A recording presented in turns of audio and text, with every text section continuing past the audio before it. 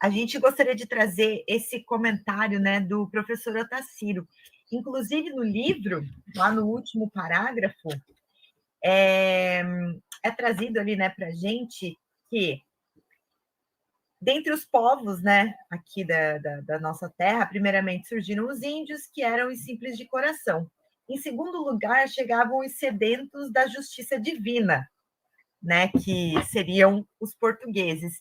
E dentro disso encontramos inimizades capelinas, não é, Larra? Até foi esse comentário do professor Otacílio foi ali dentro até de uma explanação que vocês estavam fazendo, né, dos diversos povos, né, que tiveram, né, atritos. Os três grandes povos, eles foram os três maiores influenciadores da cultura do Ocidente, o povo grego, romano e o povo hebreu. Os hebreus se achavam o máximo, porque eles tinham o Deus único e achavam que os outros eram tudo um monte de ignorante. Nós somos o povo eleito, então nós somos melhores que os outros.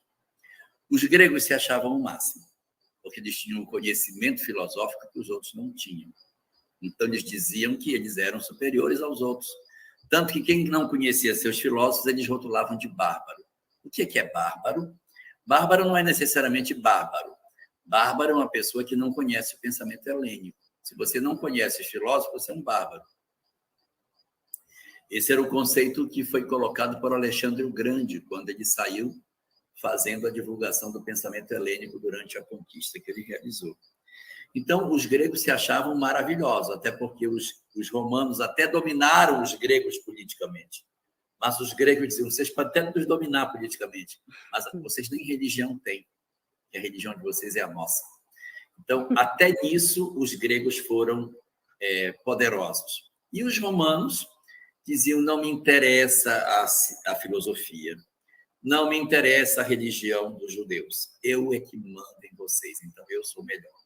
Então, os romanos se achavam os donos do mundo. Os gregos se achavam o dono do mundo. Os hebreus se achavam os donos do mundo. Então, foram povos que tiveram muita dificuldade de convivência exatamente por esse processo de exclusivismo que eles apresentavam nas suas culturas. Mas, quando se fala de povos capelinos, essas rivalidades, sim, elas existiam por conta das percepções que eles tinham, das verdades que eles esposavam. E a obra A Caminho da Luz fala que de todos os 4 povos que eram capelinos, os árias eram os mais materialistas, os mais conquistadores, mas tinham uma virtude que os outros não tinham.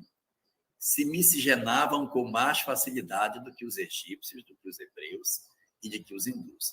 Os hindus não se misturavam com ninguém. Os egípcios também não, e os hebreus também não. Mas os árias, eles se espalhavam pelo mundo, dominavam as terras e depois se miscigenavam com as pessoas. Eles foram os que mais deixaram as suas características genéticas espalhadas pelo continente. Eles dominavam os lugares e depois eles se miscigenavam com os povos locais.